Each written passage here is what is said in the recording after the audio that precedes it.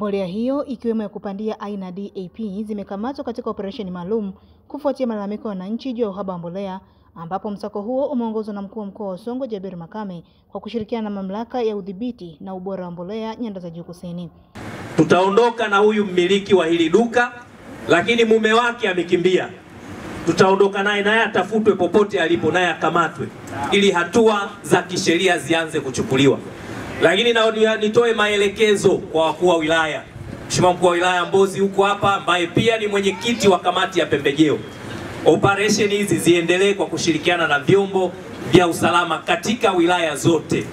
Tufanye operation za kuhakikisha kwamba tunakagua maduka yote, mbolea ipatikane kwa bei ya ruzuku na sio vinginevyo.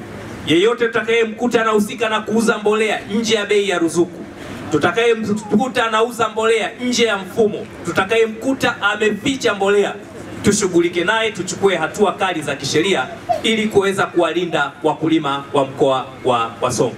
Mkoa usalama tutaendelea kuwapigania kuhakikisha mbolea inapatikana kwa bei ambayo Mheshimiwa Rais ameelekeza shilingi 76.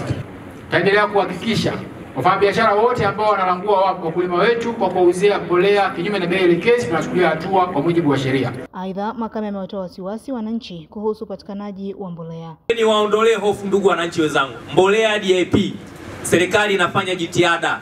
Ilileta mbolea wiki iliyopita, lakini kuanzia tarehe 10 na ngapi kuna mbolea nyingi imeagizwa zinakuja. Sasa wafanyabiashara wote wa mkoa wa Songwe, lakini mawakala wote wa mkoa wa Songwe ambao wanahusika na shughuli za uwakala wa mbolea wakae mguu sawa. Tukiwakamata, tutakaowakamata tunawashtaki na tunawachukulia hatua mara moja. Ni waombe wakulima, hizi mbolea tunazozinunua hapa ziende shambani. Lakini imejitokeza kuna baadhi ya wakulima ambao sio waaminifu, ananunua mbolea hapa, anaweka misururu mirefu, anaenda kulangua wakulima wenzake kuinauza shilingi 90,000. Hilo halikubaliki. Na hivi tunavyoongea tumeweza kukamata baadhi ya wafanyabiashara. Mbolea tulizonazo hapa, tuna mbolea aina zote ikiwemo na mbolea ya kupandia. Mbolea za kupandia tunazo za kutosha. Kwa sasa tumepokea magari 22 mpaka sasa hivi ambayo tunasambaza kituo cha Mloo na Idiwili. Nao baadhi ya wakulima wanaeleza hali ya upatikanaji wa mbolea. Wenzangu wamepanda mahindi, mimi sijapanda. Unaona mpaka sasa hivi.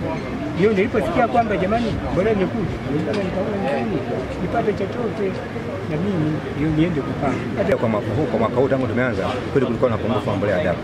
Hata ukienda pale kafanda ambapo tulikuwa tunachukua mbolea ilikuwa ipatikane. Mpaka dakika hii ukienda pale upate mbolea dapu. Pale ndio watu tunachukua. Aida Matthew Kraus, Songwe.